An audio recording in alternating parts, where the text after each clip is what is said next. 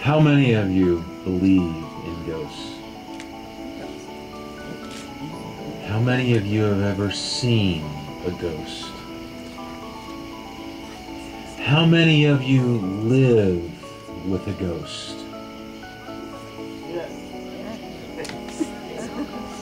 I grew up just outside of Oil City, Pennsylvania. My family bought an 80-acre farm. We are the second family to own that farm. The house is 200 years old. We live with a ghost. I know who he is.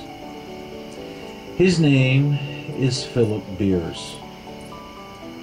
He's a young ghost, as ghosts go. He was a soldier in the Great War, the first war to end all wars. And in those bloody fields in France and Germany, he lost part of his skull. The doctors replaced it with a metal plate. He came back home. Sometime between the First War and the Second War, the plate shifted. Started pressing on his brain. He went out into the barn one night and ended it. One sister says he hung himself. The other sister says he shot himself. But either way, it was permanent.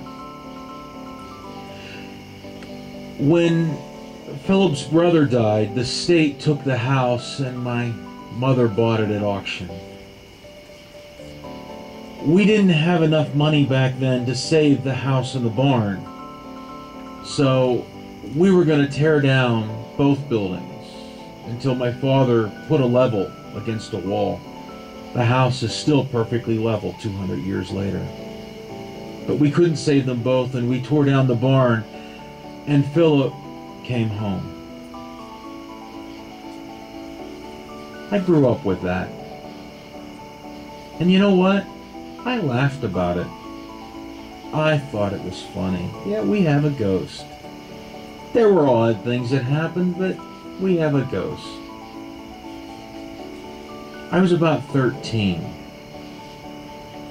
Now, we had also bought an old oil lease that we were getting ready to develop. And a friend of my father's from the airlines had come up to stay with us, and I said, I'll stay in the spare room and he could sleep in my room. I was being the good son.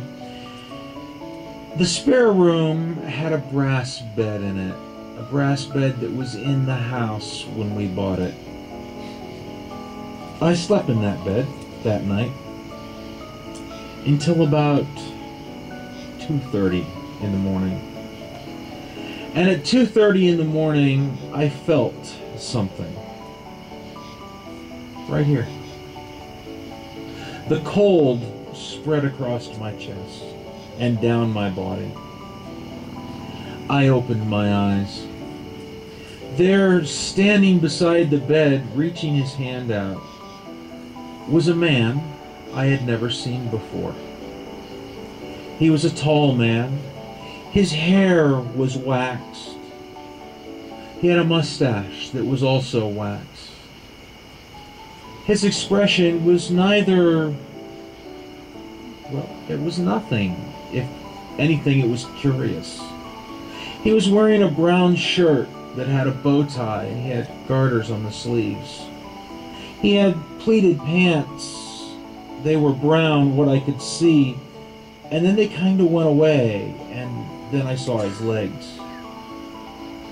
At that point, I did what any red-blooded American 12-year-old boy would do. I opened my mouth and pushed all the air out of my lungs through that open mouth very quickly, and I pulled the covers over my head, screaming for bloody murder. And when I did that, the cold started to go away. So I stopped screaming, and I took the covers off of my head. He had started to fade out, started to go away. And when I stopped screaming and looked again, he must have taken that as a sign, because he became more solid and reached out for me again. This time when I started screaming, I did not move the covers until my parents came and got me. I spent the rest of that night lying in my parents' bed, very much awake, between the two of them, listening to a set of heavy shoes walking back and forth in the hallway. Now, several years later, I ran into one of Philip's sisters. And kind of jokingly, my mother said to her, you know, Sean saw something in the house. And she said, really? And I described the man I saw. She said, that's my brother. I'm surprised he's still there. He's still in the house. We still live there. My father saw him just about a month ago. He was going to bed at about 2:30. My father's a bit of a night owl. And he turned the stairs to go up the stairs, and Philip was sitting on the stairs with his head in his hands. He's there. And yes, that is true.